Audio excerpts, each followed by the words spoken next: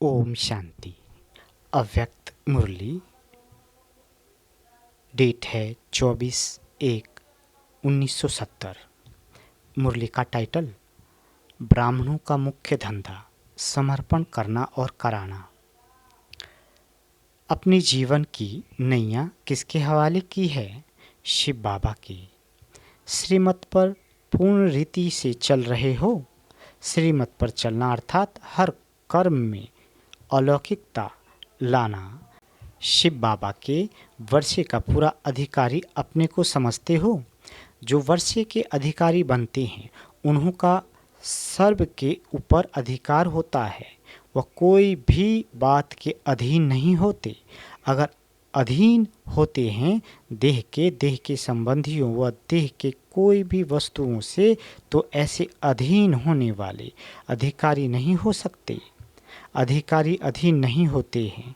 सदैव अपने को अधिकारी समझने से कोई भी माया के रूप के अधीन बनने से बाख जाएंगे।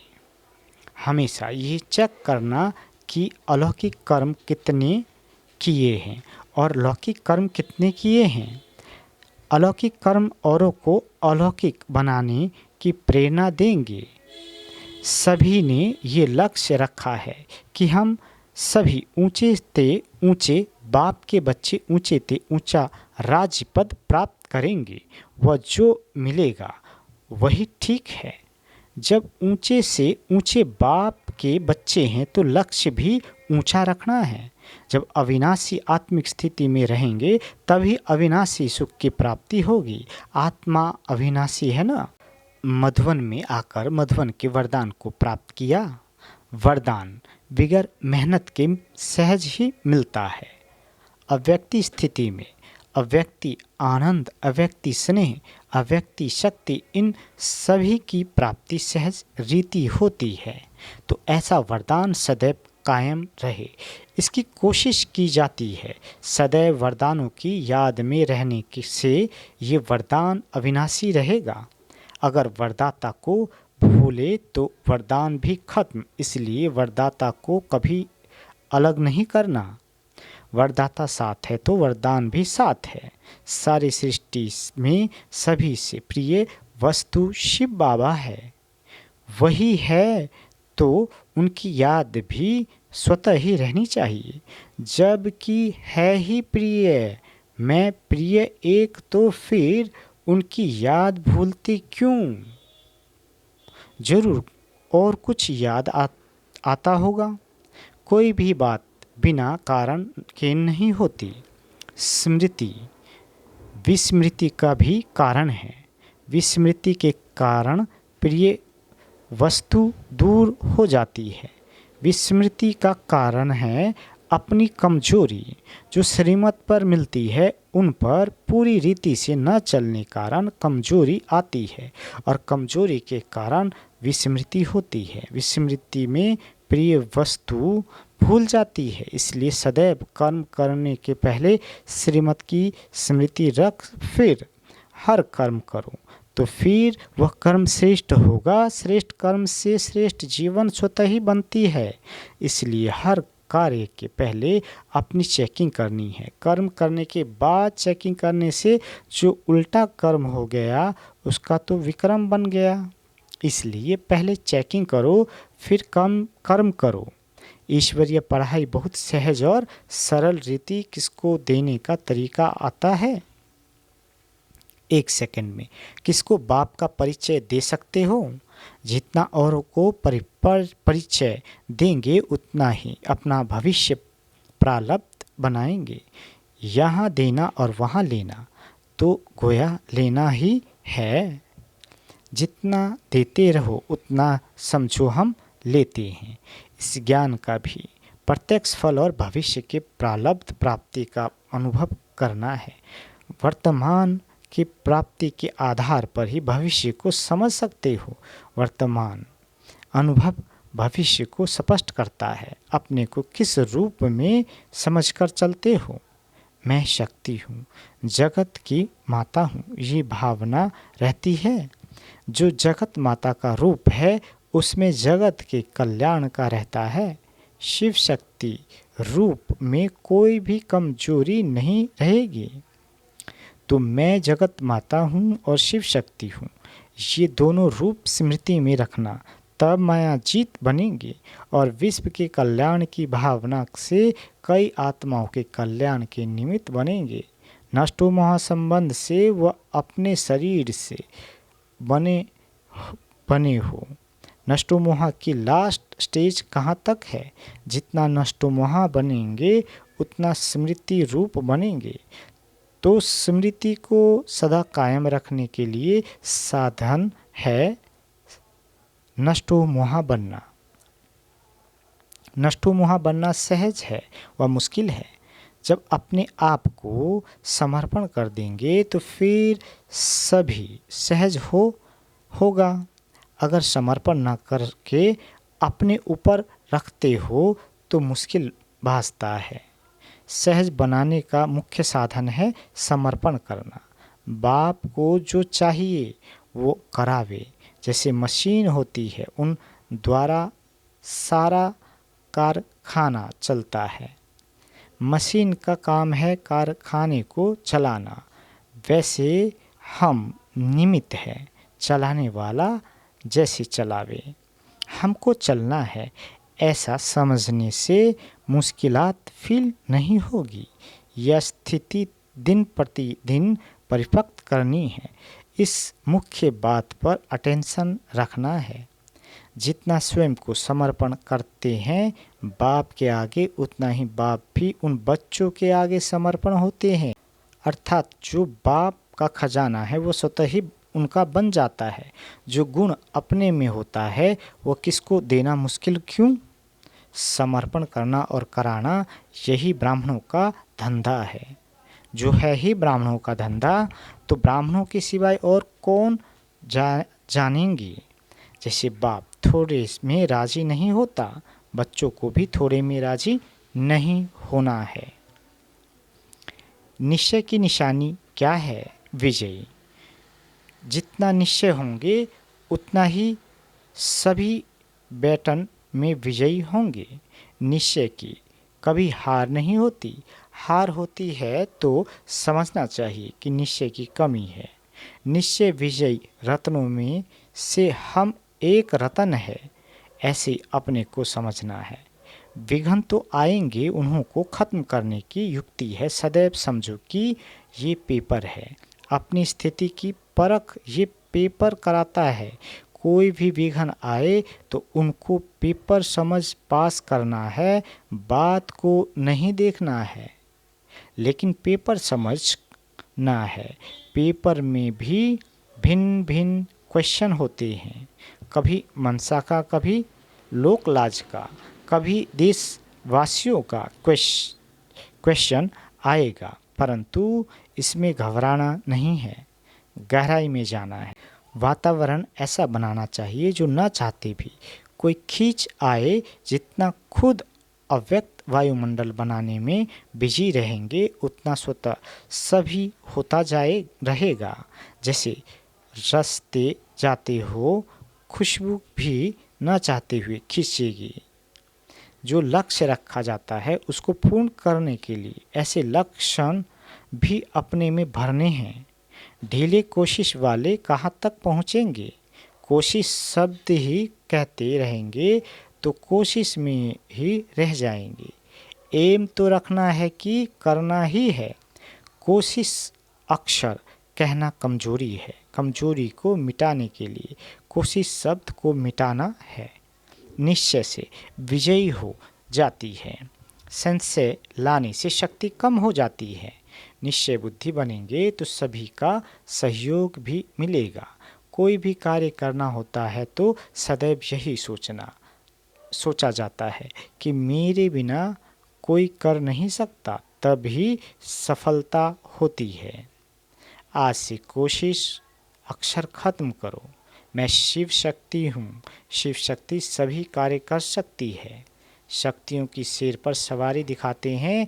किसी भी प्रकार माया शेर रूप में आए डरना नहीं है। शिव शक्ति कभी हार नहीं खा सकती। अभी समय ही कहाँ है समय के पहले अपने को बदलने से 1 का लाख गुना मिलेगा। बदलना ही है तो ऐसे बदलना चाहिए। याद आता है कि अगले कल्प भी वर्षा लिया था। अपने को पुराना समझने से वह कल्प पहले की स्मृति आने से पुरुषार्थ सहज हो जाता है, क्योंकि निश्चय रहता है कल्प पहले भी मैंने लिया था, अब भी लेकर छोड़ेंगे। कल्प पहले की स्मृति शक्ति दिलाने वाली होती है। अपने को नए समझेंगे तो कमजोरी के संकल्प आएंगे, पा सकेंगे। वह नहीं लेकिन मैं हूँ ही कल्प पहले वाला, इस स्मृति से शक्ति आएगी। सदैव अपने को हिम्मतवान बनाना चाहिए। हिम्मत हारना नहीं चाहिए। हिम्मत से मदद भी मिलेगी। हम सर्वशक्तिमान बाप के बच्चे हैं। बाप को याद किया, यही हिम्मत है। बाप को याद करना सहज है व मुश्किल। सहज करने में सहज हो जाता है। ये तो मेरा कर्तव्य ही है, फर्ज है, क्या करूं, ये संकल्प आने से मुश्किल हो जाता है। कभी भी अपने अंदर कमज़ोर संकल्प को नहीं रहने देना। अगर मन में कमज़ोर संकल्प उत्पन्न भी हो जाए तो उनको वहाँ ही खत्म कर शक्तिशाली बनना है। अब तक भी अगर कोशिश करते रहेंगे तो अव्यक्त कशिश का अनुभव कब करेंगे? जब तक कोशिश है तब तक अव्यक्ति कशिश अपने में नहीं आ सकती है। ये भाषा ही कमजोरी की है। सर्वशक्तिमान बाप के बच्चे ये नहीं कह सकते। उनके संकल्प वाणी सभी निश्चय के होंगे। ऐसी स्थिति बनानी है। सदैव चेक करो कि संकल्प रूपी फाउंडेशन मजबूत है। तीव्र पुरुषार्थी की चलन में ये विशेषता होगी जो उनके संकल्प वाणी कर्म तीनों ही एक समान होंगे। संकल्प ऊंच हो और कर्म कमजोर हो तो उनको तीव्र पुरुषार्थी नहीं कहेंगे। तीनों की समानता चाहिए। सदैव ये समझना चाहिए जो कि माया कभी कभी अपना रूप दिखाती है, ये सदैव के लिए विदाई लेने आती है। विदाई के बदले निमंत्रण दे देते हो। सदैव शिव बाबा के साथ हूँ, उनसे अलग होंगे ही नहीं तो फिर कोई क्या करेंगे? कोई बिजी रहता है तो फिर तीसरा डिस्टर्ब नहीं करता है। समझते हैं तंग करने वाला कोई नहीं आए तो एक बोर्ड लगा देते हैं। आप भी ऐसा बोर्ड लगाओ तो माया लौट जाएगी। आने का स्थान ही नहीं मिलेगा। कुर्सी खाली होती है तो कोई बैठ जाता है। माताओं के लिए तो बहुत सहज है, सिर्फ बाप को याद करना बस। बाप को याद करने से ज्ञान आपे ही इमर्ज हो जाता है। बाप को जो याद करता है उनको हर कार्य में मदद बाप की मिल जाती है। याद की इतनी शक्ति है जो अनुभव यहाँ पाते हो वो वहाँ भी स्मृति में रखेंगे तो अविनाशी बन जाएंगे। बुद्धि में बार बार यही स्मृति रखो, हम परम धाम निवासी है। कर्तव्य अर्थ यहाँ आए हैं, फिर वापस जाना है। जितना बुद्धि को इन बातों में बिजी रखेंगे तो फिर भटकेंगे नहीं। ज्ञान भी किसको युक्ति से सुनाना है। सीधा ज्ञान सुनाने से घबरा जाएंगे। पहले तो ईश्वरीय स्नेह में खींचना है। शरीरधारी को चाहिए धन, बाप को चाहिए मन। तो मन को जहाँ लगाना है वहाँ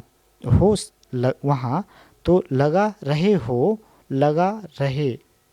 और कहाँ प्रयोग न हो। योग युक्त अव्यक्त स्थिति में रह दो बोलना भी भाषण करना ही है। 1 घंटे के भाषण का सार 2 शब्द में सुना सकते हो। दिन प्रतिदिन कदम आगे समझते हो।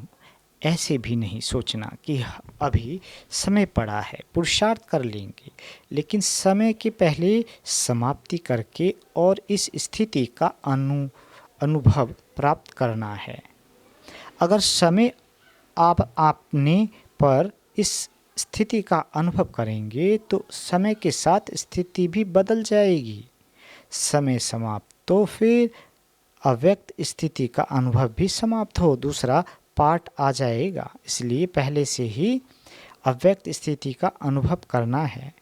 कुमारी दौड़ने में तेज होती हैं, तो इस ईश्वरीय दौर में भी तेज जाना है। फर्स्ट आने वाले ही फर्स्ट के नज़दीक आएंगे।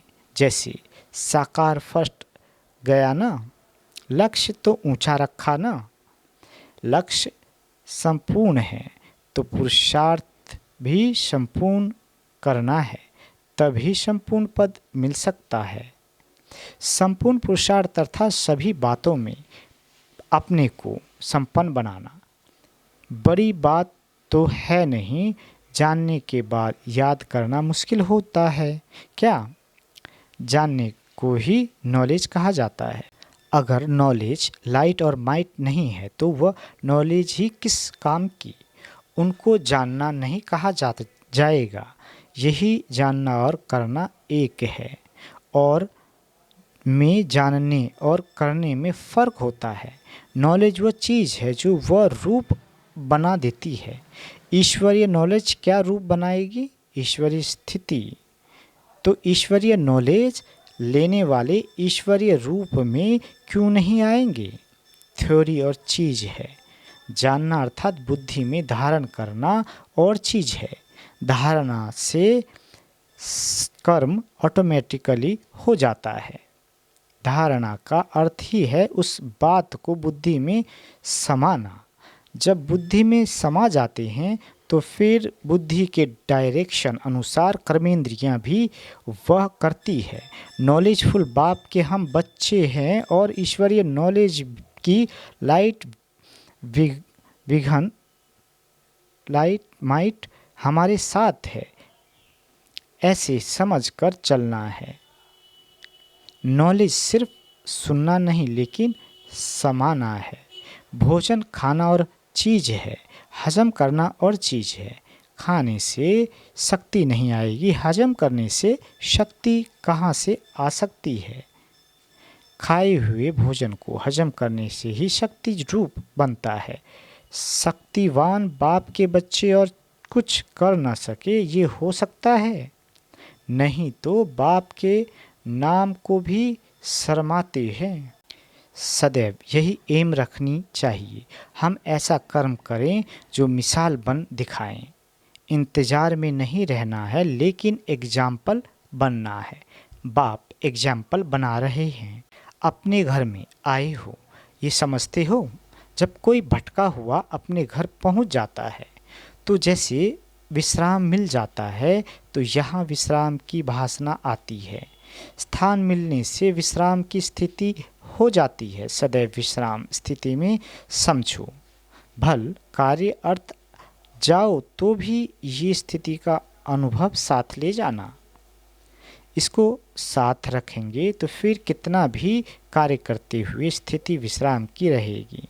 विश्राम अवस्था में शांति सुख का अनुभव होता है। अपने में जब शक्ति आ जाती है तो फिर वातावरण का भी असर अपने पर नहीं होता, लेकिन हमारा असर वातावरण पर रहे। सर्वशक्तिमान वातावरण है या बाप? जबकि सर्वशक्तिमान बाप के बच्चे हो तो फिर वातावरण आपसे शक्तिशाली क्यों?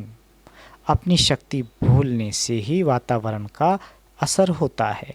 जैसे डॉक्टर कोई भी बीमारी वाले पेशेंट के आगे जाएंगे तो भी उनको असर नहीं होगा, वैसे ही अपनी स्मृति रखकर सर्विस करनी है।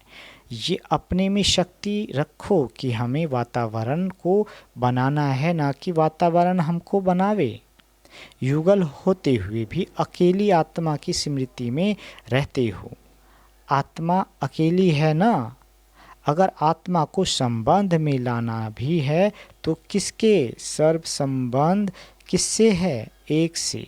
तो एक से दो भी बनना है, बाप और बच्चे, तीसरा कोई संबंध नहीं। सर्व संबंध को एक से जोड़ना है। एक से दूसरा से बाबा, इस स्थिति को ही उच्च स्थिति कहा जाता है। तीसरी, कोई भी चीज़ देखते हुए देखने में ना आए। अगर देखना है तो भी एक को बोलना भी उनसे। ऐसी स्थिति रहने से ही मायाजीत बनेंगे। जो मायाजीत बनते हैं वह जगत जीत बन जाते हैं। ये शुद्ध स्नेह सारे कल्प में एक ही बार मिलता है। ऐसे स्नेह को हम पाते हैं, ये सदैव याद रखना है। जो कोई को प्राप्त नहीं हो सकता वो हमें प्राप्त हुआ है। इसी नशे और निश्चय में रहना है। दिल्ली में नाम वाला होना, भारत में नाम वाला होना है। इतनी जिम्मेवारी दिल्ली वालों को उठानी है। समय कम है, सर्विस बहुत है। इसी रफ्तार से जब सर्विस करेंगे तभी सभी को संदेश पहुंचेगा। कोई को धनवान बनाने के लिए मौका देना भी महादान है। महादान का फल भी इतना मिलता है। बाप को सदैव साथ रखेंगे तो माया देखेगी इसके साथ सर्वशक्तिमान बाप है तो वह दूर से ही भाग जाएगी। अकेला देखती है तब हिम्मत रखती है। शिकार करने जब जाते हैं तो कोई भी जानवर वार न करे इसके लिए आग जलाते हैं। वैसे ही याद की अग्नि जली हुई होगी तो माया आ नहीं सकेगी। ये लगन की अग्नि बुझनी नहीं चाहिए। साथ रखने से शक्ति आपे ही आ जाएगी, फिर विजय ही विजय है। बाप दादा को बुजुर्ग माताएं सबसे प्यारी लगती है क्योंकि बहुत दुखों से थकी हुई है तो थके हुए बच्चों पर बाप का स्नेह रहता है। इतना स्नेह बच्चों को भी रखना है। घर बैठे भी याद की यात्रा में पास हो गए तो भी आगे बढ़ सकते हो। जितना याद की यात्रा में सफल होंगे तो मन की भावनाएं भी शुद्ध हो जाएगी। सभी सर्विस में सहयोगी हो रहे हो। जितना दूसरों को संदेश देते हैं उतना अपने को भी संपूर्णता का संदेश मिलता है, क्योंकि दूसरों को समझाने से अपने को संपूर्ण बनाने का न चाहते हुए भी ध्यान जाता है। ये सर्विस करना भी अपने को संपूर्ण बनाने का मीठा बंधन है। इस बंधन में जितना अपने को बांध लेंगे उतना ही सर्व संबंधों से मुक्त होते जाएंगे। सर्व संबंधों से मुक्त होने का साधन क्या हुआ? एक बंधन में अपने को बांधना। ये मीठा बंधन भी अब का ही है, फिर कभी नहीं होता। सभी इस ईश्वरीय बंधन में बंधी हुई आत्माएं हैं। श्रेष्ठ कर्म करने से ही श्रेष्ठ पद मिल सकता है और श्रेष्ठाचारी भी बन जाते हैं। एक ही श्रेष्ठ कर्म से वर्तमान भी बन जाता है और भविष्य भी बनता। जिससे दोनों ही श्रेष्ठ बन जाएं वह कर्म करना चाहिए। अहमदाबाद को सभी से ज़्यादा सर्विस करनी है, क्योंकि अहमदाबाद सभी सेंटर्स का बीज रूप है। बीज में ज़्यादा शक्ति होती है। खूब ललकार करो, जो गहरी नींद में सोए हुए भी जाग उठे। कुमारियाँ तो बहुत कमाल कर सकती है। एक कुमारी में जितनी शक्ति है तो इतनी सर्विस में सफलता दिखानी चाहिए। कुमारियाँ पुरुषार्थ में सर्विस में सभी से तेज जा सकती है। शक्तियाँ सर्विस में आगे हैं। वह पांडव अपना यादगार है। हम कल्प पहले वाले पांडव हैं। कितनी बार पांडव बने हो? जो अनगिनत बार होते हैं वो पक्की याद रहती है ना। ये स्मृति रहेगी तो फिर कभी भी विस्मृति नहीं होगी। कल्प पहले भी हम ही थे, अब भी हम ही है। ये नशा और निश्चय रखना है। हम ही हकदार है किसके? ऊंचे ते ऊंच बाप के, ये याद रहने से फिर सदैव एक रस अवस्था रहेगी। एक की याद में रहने से ही एक रस अवस्था रहेगी। अव्यक्त में सर्विस कैसे होती है, ये अनुभव होता जाता है। अव्यक्त में सर्विस का साथ कैसे सदैव रहता है, ये भी अनुभव होता है। जो वायदा किया है कि स्नेही आत्माओं के हर सेकंड साथ ही है, ऐसे सदैव साथ का अनुभव होता है। सिर्फ रूप बदला है लेकिन कर्तव्य वही चल रहा है। जो भी स्नेही बच्चे हैं उन्हों के ऊपर छत्र रूप में नजर आता है। छत्र छाया के नीचे सभी कार्य चल रहा है। ऐसे ही भावना आती है, ऐसे ही भासना आती है।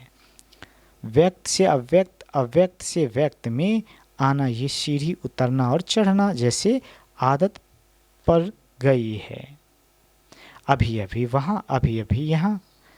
जिसकी ऐसी स्थिति हो जाती है, अभ्यास हो जाता है, उसको ये व्यक्त देश भी जैसे अव्यक्त भासता है। स्मृति और दृष्टि बदल जाती है। अभी एवर रेडी बनकर बैठे हुए हो। कोई भी देह के हिसाब किताब से भी हल्का। वतन में शुरू में पक्षियों का खेल दिखाते थे, पक्षियों को उड़ाते थे। वैसे यहाँ आत्माएं भी पक्षी है। जब चाहे तब उड़ सकती है। वह तब हो सकता है जब अभ्यास हो। जब खुद उड़ता पंछी बने तब औरों को भी एक सेकंड में उड़ा सकते हैं। अभी तो समय लगता है। अपरोक्ष रीति से वतन का अनुभव बताया। अपरोक्ष रूप से कितना समय वतन में साथ रहते हो। जैसे इस वक्त जिसके साथ स्नेह होता है वह कहाँ विदेश में भी है तो उनका मन ज़्यादा उस तरफ जा रहता है जिस देश में वह होता है। उस देश का वासी अपने को समझते हैं। वैसे ही तुमको अब सूक्ष्म वतनवासी बनना है। सूक्ष्म वतन को स्थूल वतन में इमर्ज करते हो व खुद को सूक्ष्म वतन में साथ समझते हो। क्या अनुभव है? सूक्ष्म वतनवासी बाप को यहाँ इमर्ज करते हो व अपने को भी सूक्ष्म वतनवासी बनाकर साथ रहते हो। बाप दादा तो यही समझाते हैं कि स्थूल वतन में रहते भी सूक्ष्म वतनवासी बन जाते। यहाँ जो भी बुलाते हो ये भी सूक्ष्म वतन के वातावरण में ही सूक्ष्म से सर्विस ले सकते हो। अव्यक्ति स्थिति में स्थित होकर मदद ले सकते हो। व्यक्त रूप में अव्यक्त मदद मिल सकती है। अभी ज़्यादा समय अपने को फरिश्ते की समझो। फरिश्तों की दुनिया में रहने से बहुत ही हल्कापन अनुभव होगा। जैसे कि सूक्ष्म वतन को ही स्थूल वतन में बसा दिया है। स्थूल और सूक्ष्म में अंतर नहीं रहेगा, तब संपूर्ण स्थिति में भी अंतर नहीं रहेगा। ये व्यक्त देश जैसे अव्यक्त देश बन जाएगा। संपूर्णता के समीप आ जाएंगे। जैसे बाप दादा व्यक्त में आते भी हैं तो भी अव्यक्त रूप के अव्यक्त देश के अव्यक्ति प्रभाव में रहते हैं। वही बच्चों को अनुभव कराने के लिए आते हैं। ऐसे आप सभी भी अपने अव्यक्त स्थिति का अनुभव औरों को कराओ। जब अव्यक्त स्थिति की स्टेज संपूर्ण होगी तभी अपने राज्य में साथ चलना होगा।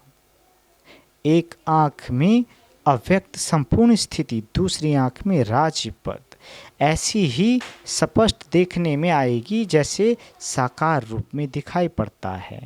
बचपन रूप भी और संपूर्ण रूप भी। बस ये बनकर फिर ये बनेंगे। ये स्मृति रहती है। भविष्य की पर रूपरेखा भी जैसे संपूर्ण देखने में आती है। जितना जितना फरिश्ते लाइफ के नज़दीक होंगे उतना उतना राजपद को भी सामने देखेंगे। दोनों ही सामने आजकल कई ऐसे होते हैं जिनको अपने स्तर की पूरी स्मृति रहती है, तो ये भविष्य भी ऐसे ही स्मृति में रहे, ये बनना है। वह भविष्य के संस्कार इमर्ज होते रहेंगे, मर्ज नहीं इमर्ज होंगे। अच्छा, ओम शांति।